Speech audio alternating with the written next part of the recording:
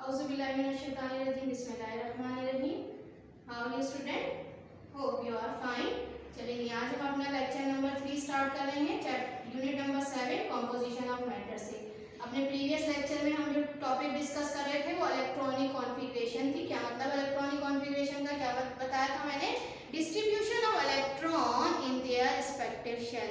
कल हमने देखा था एटम का, जो हमने स्ट्रक्चर डिस्कस किया था कि एटम के आपके पास क्या है। एटम के अंदर यहाँ पे देखते हैं हम दो पार्ट हैं, न्यूक्लियस और एक्स्ट्रा न्यूक्लियर पार्ट। न्यूक्लियस में आपके दो फंडामेंटल पार्टिकल्स एटम के मौजूद हैं, प्रोटॉन और न्यूट्रॉन, ठीक है। और इलेक्ट्रॉन्स जो होते हैं वो इस न्यूक्लियस के गेट आपके एक्स्ट्रा न्यूक्लियर पार्ट शेल और ऑर्बिट में रिवॉल्व कर रहे होते हैं। फिर हमने ये देखा था कि आपके पास अरेंजमेंट होती है आपके पास इलेक्ट्रॉन्स की इन पर्टिकुलर शेल और ऑर्बिट। जो न्यूक्लियस के बाद जो पहला शेल होता है, फर्स्ट शेल, जिसे हम के शेल कहते हैं, हमने देखा था इसके अंदर जो मैक्सिमम इलेक्ट्रॉन्स होते हैं वो 2 हैं, ठीक है। इसको हमने एक फॉर्मूले के जरिए देखा। क्या फॉर्मूला था आपके पास? 2n²। इस 2n² के जरिए हम क्या मालूम करते हैं कि फर्स्ट शेल में कितने इलेक्ट्रॉन्स आ सकते हैं, सेकंड में कितने हैं और थर्ड में, और इससे आगे कितने इलेक्ट्रॉन्स जो हैं वो आपके पास शेल और ऑर्बिट में आ सकते हैं, ठीक।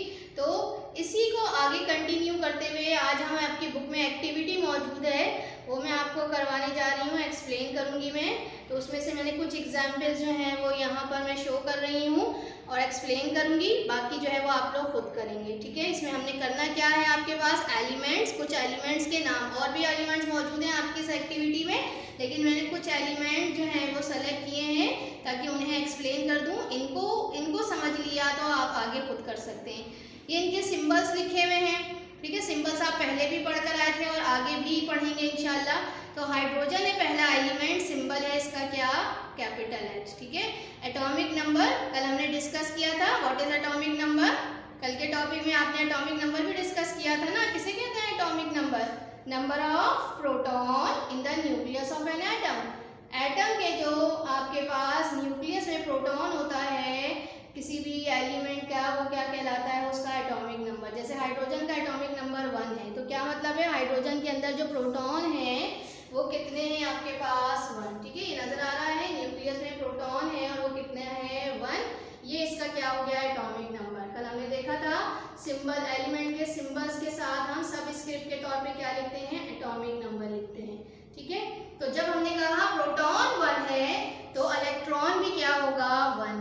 कल डिस्कस किया था ना हमने, किसी भी आइटम में जितने प्रोटॉन होते हैं वो हमेशा इक्वल होते हैं किसके? नंबर ऑफ इलेक्ट्रॉन के। तो प्रोटॉन अगर हाइड्रोजन में 1 है तो इलेक्ट्रॉन भी क्या होगा? 1। और इसको अगर हम अरेंज करेंगे शेल और ऑर्बिट में तो वो एक इलेक्ट्रॉन कहाँ चला जाएगा? फर्स्ट शेल, जिसे हम क्या कहते हैं? के शेल में, ठीक है। तो पहले ही शेल में जिसके अंदर 2 इलेक्ट्रॉन आ सकते हैं, चूंकि इसके अंदर एक ही इलेक्ट्रॉन है, तो वो फर्स्ट शेल में चला जाएगा। तो यहाँ आप क्या लिखेंगे? फर्स्ट शेल में क्या लिखेंगे? एक इलेक्ट्रॉन, ठीक है। तो इसके बाद आपके पास नेक्स्ट आपको जो एलिमेंट नजर आ रहा है वो क्या है? नाइट्रोजन। अब हम इसका एटम डिस्कस करते हैं। सिंबल है नाइट्रोजन का N, ठीक। Atomic number 7। Atomic number mean number of proton. Proton जो होते हैं न्यूक्लियस में, इसके अंदर कितने हैं? 7। और इसके अंदर न्यूट्रॉन भी क्या है? 7। यहाँ हमने न्यूट्रॉन क्यों नहीं लिखा था? क्योंकि हाइड्रोजन के जो न्यूक्लियस होता है इसके अंदर न्यूट्रॉन्स मौजूद, ज्यादातर आइटम में हाइड्रोजन के न्यूट्रॉन नहीं होता, सिर्फ न्यूक्लियस में प्रोटॉन होता है, तो सिर्फ प्रोटॉन नजर आ रहा है। लेकिन बाकी दूसरे एलिमेंट के एटम के अंदर न्यूट्रॉन्स मौजूद होते हैं। तो अगर नाइट्रोजन की बात करते हैं तो इसके अंदर प्रोटॉन भी 7 है और न्यूट्रॉन भी 7 है। इसका जो कल हमने एक और टर्म डिस्कस की थी, मास नंबर, वो क्या आ रहा है? 14, क्योंकि number of proton plus number of neutron दोनों को ऐड किया, 7 + 7 क्या हो गया? 14, ठीक। अब इलेक्ट्रॉन भी कितने होंगे इसके अंदर? 7। जितने प्रोटॉन होते हैं न्यूट्रॉन, अब जितने प्रोटॉन होते हैं इलेक्ट्रॉन्स भी उस एटम के अंदर उतने ही होते हैं। प्रोटॉन 7 है तो इलेक्ट्रॉन भी 7 होंगे। अब इनको अरेंज करते हैं शेल और ऑर्बिट में। फर्स्ट शेल में जो न्यूक्लियस के बाद वाला शेल है, फर्स्ट शेल कहलाता है, इसके अंदर कितने इलेक्ट्रॉन्स की कैपेसिटी है? 2। तो 2 जो है वो इसके अंदर आ गए। बाकी अब कितने बचे? 7 में से 2 चले गए, कितने रहेगा? 5। 5 इलेक्ट्रॉन कहाँ जाते हैं? सेकंड शेल में। तो इस तरह से आपको 5 इलेक्ट्रॉन नजर आ रहे हैं। पहले चारों साइड पे एक एक इलेक्ट्रॉन, फिर बाद में क्या हुआ? एक जगह पेयर हो गया, ठीक है। तो 5 जो है वो इसके अंदर इलेक्ट्रॉन नजर आ रहे शेल में। ठीक है, यहाँ भी देख लीजिए, इसे फिल कर दीजिएगा। फर्स्ट शेल में कितने इलेक्ट्रॉन आ गए नाइट्रोजन के 2, सेकंड शेल में कितने हो गए 5। ठीक, चलें एक और एग्जाम्पल देखते हैं हम क्लोरीन की। क्लोरीन सिंबल है Cl। ठीक है, इसका एटॉमिक नंबर कितना है 17। एटॉमिक नंबर है क्लोरीन का 17, मतलब नंबर ऑफ प्रोटॉन्स कितने हैं क्लोरीन के अंदर 17। ठीक है, नंबर ऑफ प्रोटॉन इसके अंदर है 17, तो इलेक्ट्रॉन्स भी इसके अंदर कितने होंगे 17। तो हम इसको डिस्ट्रीब्यूट करते हैं डिफरेंट जो है वो शेल में। फर्स्ट शेल में हमने देखा कितने इलेक्ट्रॉन्स आ सकते हैं 2, तो वो हमने 2 इलेक्ट्रॉन्स डाल दिए।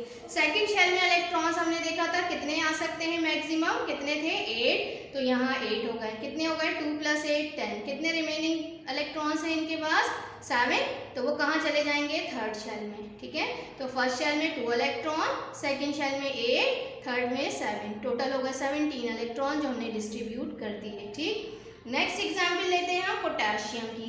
पोटेशियम का सिंबल है K। ठीक है, एटॉमिक नंबर है इसका क्या 19। ठीक, एटॉमिक नंबर 19 है तो मतलब क्या हो गया एटॉमिक नंबर 19 का नंबर ऑफ प्रोटॉन इसके अंदर कितने होंगे 19। ठीक है, और इसका एटॉमिक नंबर है 19। ये नजर आ रहा है। एटॉमिक नंबर हम कहाँ लिखते हैं सबस्क्रिप्ट में, एलिमेंट का जो सिंबल लिखते हैं उसके लेफ्ट साइड पे सबस्क्रिप्ट के तौर पे लिखते हैं, वो लिख दिया।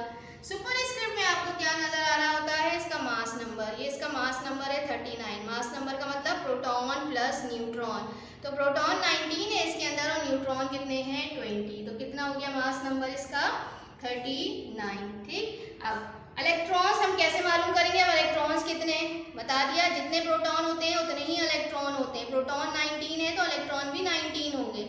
तो डिस्ट्रीब्यूट करते हैं इन इलेक्ट्रॉन्स को, तो फर्स्ट शेल में कितने इलेक्ट्रॉन चले गए 2, सेकंड शेल में 8, कितने हो गए 10, थर्ड शेल में आपके पास कितने इलेक्ट्रॉन्स होते हैं, ये अभी हमने देखा था 8। ये थर्ड शेल है इसके अंदर 8 इलेक्ट्रॉन्स जो है वो ये इस पे क्या हो जाता है इसका ऑक्टेट कंप्लीट हो जाता है, और ये क्या हो जाता है कोई भी एलिमेंट का एटम स्टेबल हो जाता है। ठीक है, तो उसके बाद जो मजीद इलेक्ट्रॉन्स अगर उस एटम में हो तो वो इस शेल में नहीं जाते बल्कि इसके बाद वाले शेल में चले जाते हैं। ठीक है, तो इसमें भी कितने इलेक्ट्रॉन्स होंगे 8। ठीक है, इससे पहले वाले में भी 8, इसके बाद वाले में भी 8, जो 1 रह गया वो कहाँ चला गया इसके बाद नेक्स्ट शेल में। ठीक, तो यहाँ देखते हैं हम 19 इलेक्ट्रॉन्स हैं, एटॉमिक नंबर 19 है तो इलेक्ट्रॉन्स भी 19 होंगे। पहले शेल में 2 हो गए चले गए, सेकंड शेल में कितने हो गए 8 10, थर्ड शेल में अभी मैंने बताया 8 होंगे क्योंकि इनका ऑक्टेट कंप्लीट हो जाता है, स्टेबल हो जाता है एलिमेंट 18, और फिर एक जो रिमेनिंग है वो कहाँ चला जाता है आपके पास फोर्थ शेल में। ठीक, ये चीज़ समझ में आ गई होगी। तो बुक में हम एक्टिविटी देख लेते हैं। बुक में ये एक्टिविटी जो है वो इसको आपको बकिया जो एलिमेंट्स मौजूद हैं उनको कंप्लीट करना है। नाम दिए हुए हैं आपके मौजूद हैं, ये लिखे हुए नजर आ रहे होंगे, ये सिंबल्स है। कल एटॉमिक नंबर भी हमने डिस्कस किया था कि एटॉमिक नंबर किसे कहते हैं। ठीक है, इसी हिसाब से नंबर ऑफ इलेक्ट्रॉन हम ईच शेल में चलिए जी, अब जो हम टॉपिक देख रहे हैं वो क्या है structure of the following atom. Atom है उनके हमें क्या बनाने हैं उनका स्ट्रक्चर बनाना है। स्ट्रक्चर क्या है, स्ट्रक्चर किसी भी एटम का स्ट्रक्चर बनाने के लिए हमें पता है कि एटम के जो है वो 2 ही पार्ट हैं। कौन सा है, एक न्यूक्लियस है जिसमें प्रोटॉन और न्यूट्रॉन है, और उसके बाद एक्स्ट्रा न्यूक्लियर पार्ट है जिसे हम शेल और ऑर्बिट कहते हैं, जिसमें इलेक्ट्रॉन्स जो है वो रिवॉल्व कर रहे होते हैं। अभी हमने पीछे देख लिया कि इसके अंदर इलेक्ट्रॉन्स की जो डिस्ट्रीब्यूशन है वो भी हमने अभी देख ली कि पहले शेल में जो न्यूक्लियस के बाद वाला शेल है उसके अंदर कितने इलेक्ट्रॉन होते हैं, उसके बाद वाले शेल में कितने इलेक्ट्रॉन आ सकते हैं। तो इस बेस पर हम क्या बनाते हैं, किसी भी एलिमेंट के एटम का स्ट्रक्चर बनाते हैं, और हर एलिमेंट का एटम जो है वो डिफर करता है दूसरे एलिमेंट के एटम से। क्यों, क्योंकि हर किसी के एटॉमिक नंबर जो होते हैं, अभी हम जब मैंने आपको बताया था कि एटॉमिक नंबर जो है वो हम यूज़ करते हैं किस लिए, आइडेंटिफाई करने के लिए किसको, एटम को। तो किसी भी एक जो दो एलिमेंट है उसका सेम एटॉमिक नंबर नहीं हो सकता। हर एलिमेंट का अपना मखसूस जो है वो क्या होता है एटॉमिक नंबर, उसी से वो उसकी क्या है उसकी पहचान है, उसकी आइडेंटिफिकेशन होती है। ठीक है, जैसे हमने हाइड्रोजन देखा था, सबसे पहला एटॉमिक नंबर 1 किसका है, हाइड्रोजन का एटॉमिक नंबर 1 है, इसका मतलब प्रोटॉन क्या है 1, और इलेक्ट्रॉन भी इसके अंदर क्या है 1। तो स्ट्रक्चर इस तरह से बनाएंगे। सैम ने क्या बनाया, न्यूक्लियस। न्यूक्लियस में क्या शो करेंगे, 2 फंडामेंटल पार्टिकल हैं, कौन से, प्रोटॉन और न्यूट्रॉन। चूंकि यहाँ न्यूट्रॉन मौजूद नहीं है हाइड्रोजन के ज्यादातर एटम में, तो यहाँ न्यूट्रॉन नजर नहीं आ रहा, एक प्रोटॉन है न्यूक्लियस में वो नजर आ रहा है आपको, और एक ही इलेक्ट्रॉन है जो कौन से शेल में होता है, फर्स्ट शेल में। ठीक, इसी तरह एक और एग्जाम्पल लेते हैं, लिथियम। ठीक है, लिथियम, लिथियम में आपके पास क्या आ जाता है, हमारे पास लिथियम का है एटॉमिक नंबर 3। ठीक है, तो एटॉमिक नंबर 3 है लिथियम का, तो इसका मतलब क्या हो गया, प्रोटॉन इसके अंदर कितने होंगे, 3। ठीक है, आप चाहें तो न्यूक्लियस में प्रोटॉन दिखा सकते हैं या चाहें तो इस तरह से न्यूक्लियस बना सकते हैं, ये आपके ऊपर है। ठीक है, हम यहाँ पे चूंकि इलेक्ट्रॉन्स की डिस्ट्रीब्यूशन दिखा रहे हैं तो इसीलिए हमने ज़्यादा फोकस उसी को किया हुआ है। अब 3 एटॉमिक नंबर से क्या शो हो रहा है, प्रोटॉन भी 3 है इसके अंदर और इलेक्ट्रॉन भी 3 है। तो इलेक्ट्रॉन्स जो है वो हम इसको डिस्ट्रीब्यूट करते हैं शेल में। तो फर्स्ट शेल में कितने इलेक्ट्रॉन हम देख चुके, 2 इलेक्ट्रॉन्स आते हैं, चले गए 2 इलेक्ट्रॉन। इसके बाद जो एक इलेक्ट्रॉन बाकी बचा इसका, वो कहाँ चला जाता है, नेक्स्ट शेल में, सेकंड शेल में। ठीक है, 2 ये हो गए, एक ये हो गया, 3 इलेक्ट्रॉन। आया समझ में, किसका स्ट्रक्चर है, ये लिथियम का। ये मैंने एटॉमिक मास, यहाँ आपको एटॉमिक नंबर लिखा हुआ है और ये क्या है, एटॉमिक मास। स्ट्रक्चर बनाने के लिए वैसे हमें किस चीज़ की ज़रूरत है, यहाँ पर एटॉमिक नंबर की। ठीक है, एटॉमिक जो आपका मास नंबर है इसकी इतनी ज़रूरत नहीं है, लेकिन इसके ज़रिए हम प्रोटॉन और न्यूट्रॉन्स की तादाद लिख सकते हैं न्यूक्लियस में। ठीक है, चलें जी, नेक्स्ट हम आते हैं क्या, कार्बन एटम पे। ये अभी मैंने आपको पीछे भी बताया, कार्बन एटम का एटॉमिक नंबर क्या है, 6 है। यानी न्यूक्लियस में प्रोटॉन कितने होंगे, 6। और चूंकि इसका इसका जो मास नंबर है 12 है, तो इसका मतलब क्या है, प्रोटॉन 6 है तो न्यूट्रॉन भी क्या होंगे, 6, क्योंकि मास नंबर क्या होता है, number of proton plus neutron. तो प्रोटॉन अगर 6 है तो न्यूट्रॉन भी 6 होंगे, जब ये क्या आ रहा है, 12। ठीक है, तो अगर आप न्यूक्लियस शो कर रहे होंगे तो उसमें प्रोटॉन और न्यूट्रॉन दोनों कितने लिखेंगे, 6।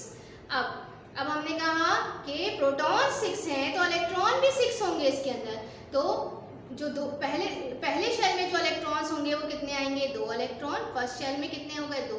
कितने बचे बाकी, 4 इलेक्ट्रॉन। 4 इलेक्ट्रॉन कहाँ चले जाते हैं, सेकेंड शेल में। ठीक है, ये जिस तरह मैंने बनाए हुए हैं आपके पास, चारों साइड पे हम क्या रखेंगे, एक एक इलेक्ट्रॉन रखते हैं। ठीक है, इसी तरह से आपको ये स्ट्रक्चर बनाना है कार्बन एटम का। नेक्स्ट हम आते हैं एक और स्ट्रक्चर, आपका एक एटम का स्ट्रक्चर आपको बोला गया बनाने को, कौन सा है, मैग्नीशियम एटम। ठीक है, ये मैग्नीशियम एटम का स्ट्रक्चर ड्रॉ करना है। मैग्नीशियम एटम, सिंबल लिखा हमने क्या, Mg। एटॉमिक नंबर क्या है इसका, 12, और इसका मास नंबर है 24। एटॉमिक नंबर 12 है तो क्या पता चल रहा है, एटॉमिक नंबर से और मास नंबर से सारी इंफॉर्मेशन हो जाती है हमें, कि उस एटम के बारे में सारी इंफॉर्मेशन है। एटॉमिक नंबर से पता चल रहा है इलेक्ट्रॉन कितने हैं, प्रोटॉन कितने हैं, और आपके पास मास नंबर से हम क्या मालूम कर सकते हैं, न्यूट्रॉन्स मालूम कर सकते हैं। ठीक है, तो चलिए, न्यूक्लियस में आपके पास 2 पार्टिकल्स होंगे, प्रोटॉन और न्यूट्रॉन। प्रोटॉन कितने होंगे, 12। अब न्यूट्रॉन भी इसके अंदर क्या होंगे, 12। ठीक है, 12 + 12 24 आ रहा है, तो इसका मतलब है प्रोटॉन 12 है तो न्यूट्रॉन भी 12 होंगे। अब इलेक्ट्रॉन भी क्या होंगे, 12, क्योंकि एटॉमिक नंबर हमने कहा नंबर ऑफ प्रोटॉन है, किसी भी एटम में जितने प्रोटॉन होते हैं उतने ही इलेक्ट्रॉन होते हैं। तो 12 भी इसके अंदर क्या होंगे, मैग्नीशियम एटम में इलेक्ट्रॉन डिस्ट्रीब्यूट करते हैं। फर्स्ट शेल में कितने जाते हैं, 2, चले गए। इसके बाद नेक्स्ट शेल में कितनी की कैपेसिटी है, 8 की। तो ठीक है, ये 8 नजर आ रहे हैं, 2 4 6 8, कितने हो गए, 10। ठीक है, 2 ये 8 ये 10, कितने रह गए, 2 रह गए। 2 कहाँ चले जाएंगे, इसके बाद थर्ड शेल में। ठीक है, तो ये है आपका, इसके 3 शेल में इलेक्ट्रॉन डिस्ट्रीब्यूट हुए हैं, first shell, second shell and third shell. तो ये स्ट्रक्चर किसका है, आपका मैग्नीशियम का। तो इस तरह से हम और भी बहुत सारे एलिमेंट्स के जो हैं वो एटम के स्ट्रक्चर जो हैं वो ड्रॉ करना सीखेंगे। जब होमवर्क नोट कर लीजिए, do activity number 2 on page number 69, जो मैंने आपको ये टेबल फिल करवाया था। ठीक है, यही आपके पास पेज नंबर 69 में आपके पास ये एक्टिविटी की सूरत में मौजूद है, इसे आप कंप्लीट करेंगे। ठीक है, ये देखें पेज नंबर 69 पे आपके पास टेबल है नंबर 2 पे, फिल इन द टेबल। ठीक है, to show how the electrons are arrange in the following element. ये एलिमेंट्स हैं, उनके सिंबल्स हैं, एटॉमिक नंबर गिवन है। आपको इलेक्ट्रॉन्स की जो है वो डिस्ट्रीब्यूशन बतानी है ईच शेल के अंदर। ये कुछ मैंने एग्जाम्पल दे दी हैं, जो नहीं दी हैं वो आप खुद सॉल्व करेंगे। ठीक है, करने की कोशिश करिएगा, इंशाल्लाह कर लेंगे आप लोग, कोई मुश्किल नहीं होगी आपको। सही है, और इसके बाद दूसरा जो है वो क्या है, question number 9 from unit number 7। Question number 9 कौन सा है आपके पास, draw diagram to show the structure of the following. मैंने बोर्ड पर ड्रॉ किया है, नंबर 5 पे मौजूद है। ये भी आपको जर्नल पे ड्रॉ करना है। क्लास में मैंने यहाँ बोर्ड पे कर दिया है, लेकिन आप जर्नल पे 5 भी करेंगे और आपके पास 9 भी करेंगे, और साथ जो एक्टिविटी है जो पेज नंबर 69 पे है वो भी करेंगे। ये देखें किस तरह से ड्रॉ करने हैं, ये देख लीजिए। यहाँ पर आपके पास जो आपके लाइन वाले पेजेस हैं, इस पे आपने क्वेश्चन नंबर 5 लिखा, एटम, कार्बन एटम, और इसका स्ट्रक्चर हम कहाँ बना रहे हैं, इसके सामने वाला जो इंटरलीफ पेज है इस पे, जिस तरह अभी मैंने बोर्ड पे बनाया है इसी तरह बनाएंगे आप। देख लीजिए कैसे बना हुआ है। इसी तरह ये लिथियम एटम, ये भी मैंने ड्रॉ किया है, देख लें इसका भी स्ट्रक्चर कैसा बना हुआ है, ये भी आप बनाएंगे। नेक्स्ट पे जो है मैग्नीशियम एटम, ये भी स्ट्रक्चर ऐसे ही ड्रॉ करेंगे। ये सब बोर्ड पे अभी मैंने ड्रॉ करके दिखाया है आपको, ठीक है। अब जो बाकी होमवर्क है आपका वो है इसी तरह से ड्रॉ कर लीजिएगा, कैसे इलेक्ट्रॉन्स जो हैं वो किस तरह से ये एटम्स जो हैं वो आपके ड्रॉ होंगे मुख्तलिफ एलिमेंट्स के, ठीक है। चलिए जी, अल्लाह हाफिज़। उम्मीद करती हूँ कि आज का लेक्चर अच्छी तरह से समझ में आ गया होगा।